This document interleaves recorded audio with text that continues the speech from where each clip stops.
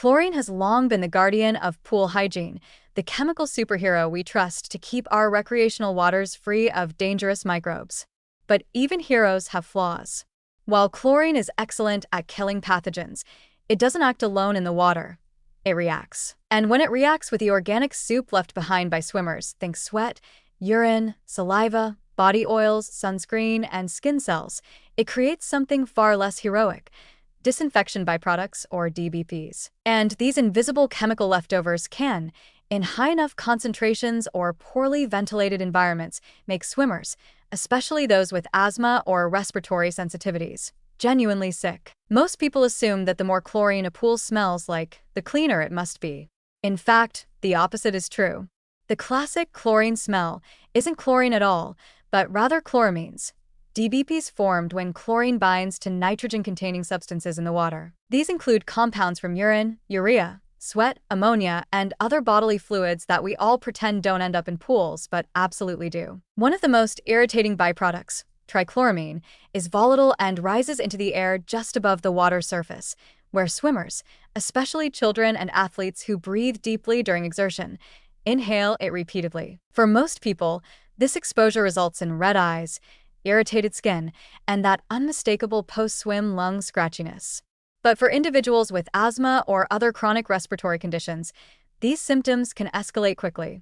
Trichloramine and other DBPs have been linked to bronchial inflammation, reduced lung function, and asthma exacerbation. In one study of competitive swimmers, prolonged exposure to chlorinated indoor pools was associated with increased asthma prevalence, especially in young swimmers who trained in poorly ventilated facilities where the gases had nowhere to escape. And it's not just trichloramine.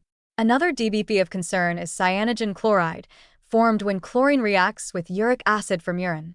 Cyanogen chloride is classified as a toxic compound capable of affecting the lungs, heart, and central nervous system. While it's unlikely that pool-goers are exposed to it in levels high enough to cause acute harm, its mere presence in recreational waters is unsettling, especially when exposure is chronic or occurs in tight, enclosed indoor spaces where ventilation is poor. Indoor pools are particularly problematic because these gases accumulate in the air just above the water, exactly where a swimmer's face hangs out.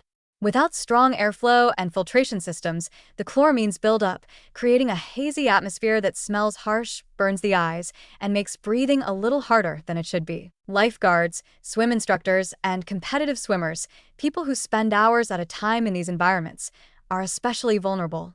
Many report persistent respiratory symptoms, including coughing, wheezing, and increased sensitivity to other irritants. So, what's the solution? It's not about abandoning chlorine, it's about using it better and minimizing the reactions that create harmful byproducts in the first place. That starts with pre-swim hygiene. Showering before entering the pool, especially with soap, helps reduce the amount of organic matter in the water, meaning fewer ingredients for DBP formation.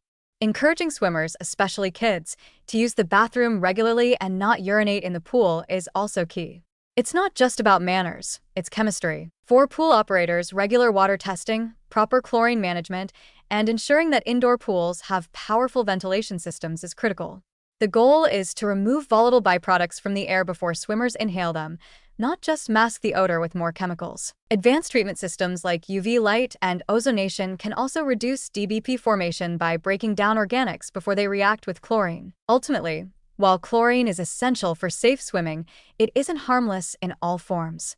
In poorly managed or overused pools, it can become the source of respiratory distress, particularly for the most vulnerable swimmers. Awareness and better hygiene practices can go a long way in reducing DBP exposure and making the pool a place for play, not wheeze-inducing regret.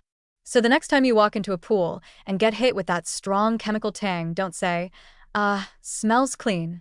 Say, let's hope they've cleaned the air too.